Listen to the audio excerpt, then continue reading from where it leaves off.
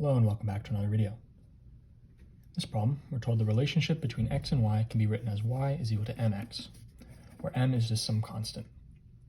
We're told if y is equal to 17 when x is equal to a, what is the value of y when x is equal to 2a? So what we're going to do to solve this problem is we're going to plug in these values, get some value of m, then use that for this value. So you know y is 17, so 17 is equal to m times x is equal to a.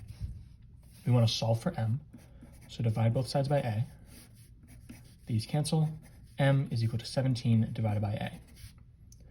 Therefore, we know our equation is y is equal to 17 divided by a times x. Right, plugging in this new value of m for m in the equation we already had.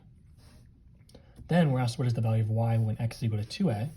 So this is y is equal to 17 over a times our new value of x is 2a.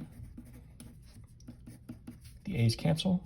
We're left with y is equal to 17 times 2, which is 34.